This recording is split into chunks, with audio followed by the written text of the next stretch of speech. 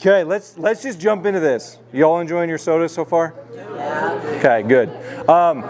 So I have there's been a lot of things that I've been thinking of, a lot of conversations I've been having with many of you over the last just even 2 weeks. And I had my question for you all tonight, and I'll share a little bit about my story, but like how many of you, no need to raise hands, but just think about it. How many of you guys have a coach in your life? And it maybe is a teacher, but I want to stay away from sports or like a math teacher. Would you say there's someone in your life who's giving you just coaching advice for for your average day of living? Most likely when I sit across from many of you guys, like there isn't anyone. And maybe it's a therapist, like that might be the best kind of coach that you see when it comes to your life. But most of the times when I sit with you or when I look at my life, the part of my life where often I felt the most directionless was high school. I didn't ever have anyone who invested in my life until I went to college, where I finally met someone who was like, hey, do you want to grab coffee? And I was like, what do you do? I don't really drink coffee. They're like, well, we just talk about life. And I was like, what does that mean? So no one really sat there outside of my family and was like, hey, what about you, until I was 20, okay? And so I think that's the question I'm asking you all tonight, and I want to talk about it because I just think it's extremely important. Even one cool thing, as some of you guys know, I played college basketball, but not many of you guys know what my details of senior year were. Junior year, I didn't play basketball because I made more money being an RA. Senior year, a new coach came in. He's like, hey, we know you used to play. We've never seen you play, but we want to get you a scholarship, and we want you to teach our freshmen and sophomores what it takes to be a college athlete. So I'm like, all right, cool. Taught them what it looks like to show up to practice. We're not messing around. We're at practice. We're here to be the best team that we can be. And so if you want to mess around, do it before you get on the court. What does it look like to eat right, to study right?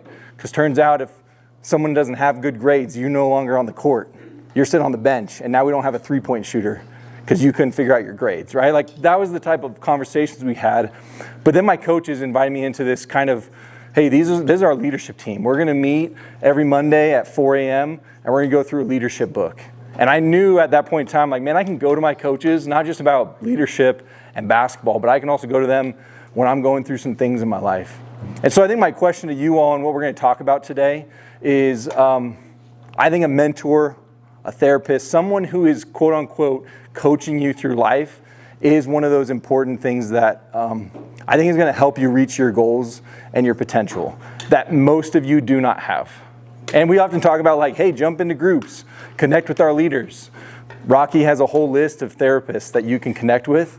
But let's back it out a little bit and zoom out and look at the big picture here. What we're going to dive into with the Bible, I think, is actually really helpful and practical.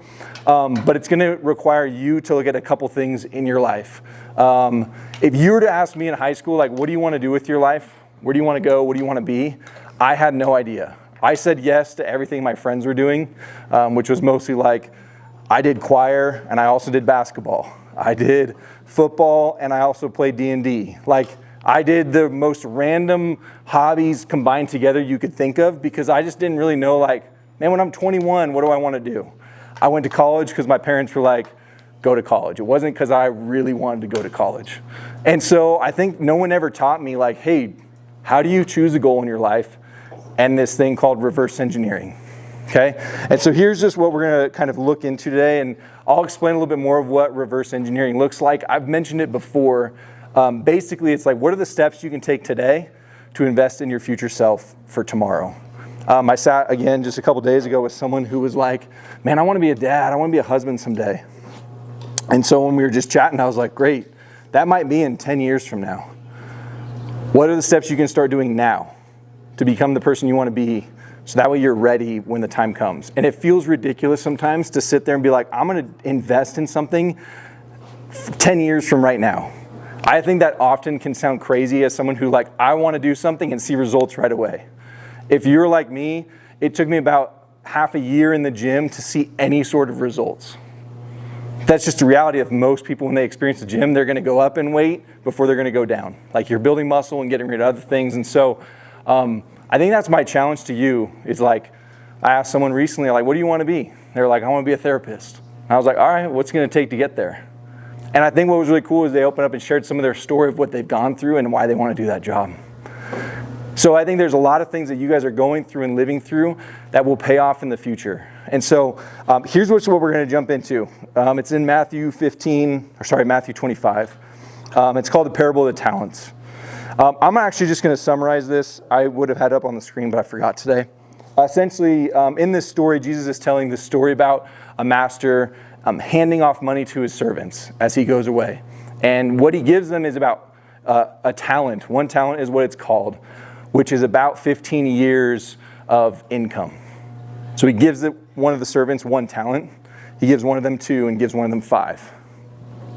He says, take care of this while I'm gone. He comes back, and essentially what happens is the dude who had 5 talents doubled it and now has 10. The guy who had 2 now has 4. And the guy who had 1 just buried it away, kept it safe, gave back the exact same price. And I can dive into more of what the scripture says there, and there's a lot of different ways you can go with this, but I want to encourage you all with this. I think for me, when I look at my high school years, I was the 1 talent person who just sat there and was like, I don't know where I want to go with my life. I'm not thinking about goals. I'm thinking about the next day. I'm not planning what's happening in 2 weeks from now. I'm literally living moment by moment. And so I was the 1 talent person who would have easily just hid the 1 talent and never invested, never grew my skill set, never just moved forward with my life, my gifts.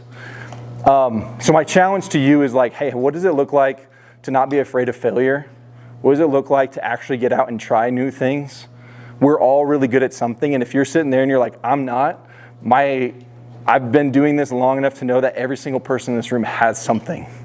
So discover what that is for you. Sometimes it comes from moments of pain that actually makes you really good at something. Sometimes it comes about how you just like genuinely treat people and how you're wired to be the person who walks in the room and is the big energy. Like, I don't know what it is for you, but God has designed all of you in some really neat ways. And I think so often, again, I was sitting with someone who's like, the things that I hear in my head do not at all sound like what I hear on a Wednesday night. Everything in my head is against, like, it says nothing good about myself. It says nothing good about my future. And I think we can never hear enough and be reminded enough that you guys were designed in a cool way to like make an amazing impact in life. We're going to have SummerCon coming up this summer, which if you've never gone before, essentially what we do is we bring in influencers, athletes, Twitch streamers, authors, people who have been in your shoes and are now leveraging their platform for Jesus' purpose. And what I love about bringing them in is because it helps us be like, what is the things that you love doing and how do you use that to make a positive impact, or if you love Jesus, to make him known. And I think that's the thing today is like, why do we need to wait till July for you guys to start dreaming of what is it that you love doing and how can you make an impact to start having these conversations? I think you should be there. I think you should show up. We'll tell you guys the dates here soon, or you can come ask me. But I really, again, when we sit here, there's plenty of leaders in this room who've sat here, and year after year, I can go back to people who have been here, who've been in a mental health hospital, and now the job and the impact they're making is insane. And so I always want to encourage you guys. You guys aren't a product of your environment. Your environment will have an impact on you, but it does not have to define who you are. And so I just always want to be, this is a place that is going to encourage you, that believes in you because of who Jesus is and what he's done for me and for all of you. I think if I was more prepared, here's what I would have ready for you on the screen. I would have loved to have had a reverse engineering of how can you grow your spiritual life? How can you focus on your goals and dreams that you're chasing after? And then how do you develop more character? Those are the things that I wish I could reverse engineer and just walk you through. What does that even mean? I think because we were talking about a coach, mentor, therapist, that type of thing at the beginning, if I was just to walk you through character right now, here's what I think that could look like. It's asking yourself, who do I want to be in a year? Who do I want to be in 5 years? I had a conversation recently that someone said, if everything ended today, what would I be known for? I think that's a great question for all of us to ask. Would anyone care? What was the impact that you left here during your time? So I think asking those questions, be like, who is it that I want to become? Now, what do I need to put in place to get there? I think there's a lot of times where it's like, you might not know how to get to where you're going because you've never sat and asked someone who's been there before. It's been really wild to sometimes see people who are like, I want to be a college athlete. And I was like, great. Have you ever talked with someone who was a college athlete? And they're like, no. I was like, why? If you have social media, just DM people. It's wild sometimes when I'm DMing people about SummerCon, I'm like, hey, do you want to come speak at this event for students? It's crazy who gets back to me. And so again, I just want to remind us as we kind of wrap this all up, I think when I looked at the parable of the talents, how do you take care of the gifts and the talents that you have? I think one, it really starts with surrounding yourself with people who are going to help you get to where you need to go. And I would choose and encourage you guys to choose someone who loves Jesus who also can help you with that. Those guardrails are just a different level of direction when you're looking at where to go for your life. So I don't have much more to say. If you have questions about this, let me know. But I just think, again, this who Jesus is gives us so much direction of where we can go in life. There's a bunch of us in this room who are going to go up this weekend and spend time with Jesus at winter camp. And it's wild to see what happens at a weekend like that when we just give our attention to Jesus. And some of you aren't going to be there. What does it just look like on your drive home tonight?